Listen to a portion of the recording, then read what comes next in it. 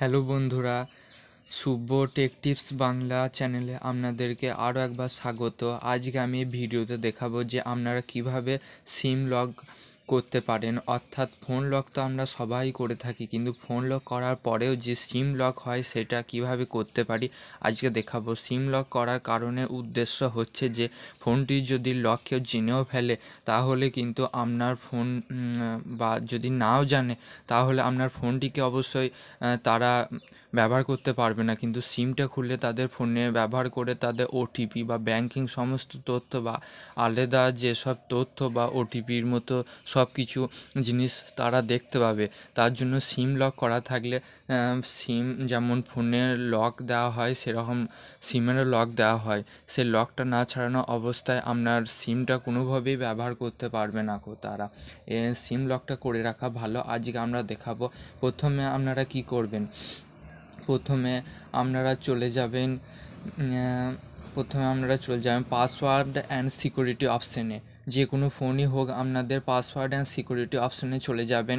তারপরে advance option, এখানে যদি আপনারা এখানে সামনে দেখতে না পান সিম কার্ড লক, তাহলে অ্যাডভান্স অপশানে চলে যাবেন। অ্যাডভান্স অপশানে গিয়ে এখানে সিম কার্ড লক লেখা রয়েছে। এছাড়া আপনারা একটা কাজ করতে পারেন, উপরে যে সেটিংস অপশান রয়েছে এখানে আপনারা সার্চ করতে পারেন সিম কার্ড লক বলে। সিম কার্ড লক, এখানে সিম কার্ড লক বলে আমি দেখছি। সিম কার্ড লক এখানে চলে এসেছে। পাসওয়ার্ড অ্যান্ড সিকিউরিটি ভেতরে গিয়ে অ্যাডভান্স অপশান এখানে দেখাচ্ছে অবশ্যই আপনাদেরকে, এটা দেখে রাখবেন।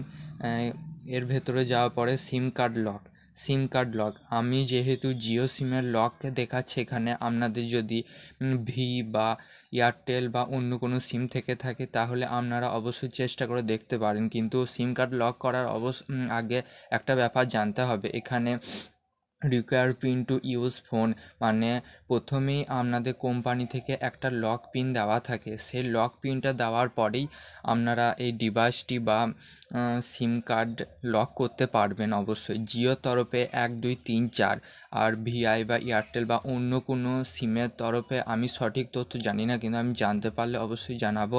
কিন্তু হতে পারে 1 2 3 4 যদি না হয় তাহলে 4টে শূন্য লাগিয়ে আপনারা দেখতে পারেন, কিন্তু 3বারে বেশি চেষ্টা করলে পিওকে লক লেগে যাবে।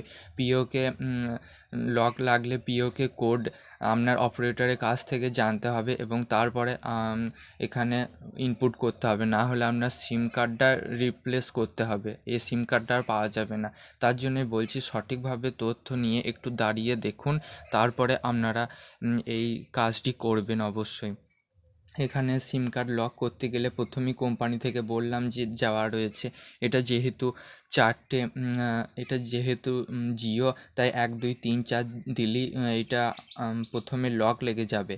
1 2 3 4 আমি দিয়ে দেখাচ্ছি আপনাদেরকে। ওকে টিপলাম, এটা লক লেগে গেল। এরপরে যদি 1 2 3 4টা আপনাদের চেঞ্জ করতে হয় তাহলে এখানে নিচে দেখতে পাবেন চেঞ্জ সিম পিন।